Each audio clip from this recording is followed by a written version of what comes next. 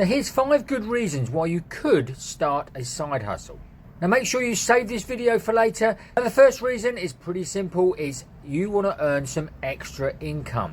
But of course you don't want to actually do that before you've quitted your job. So a side hustle is a good way to get started.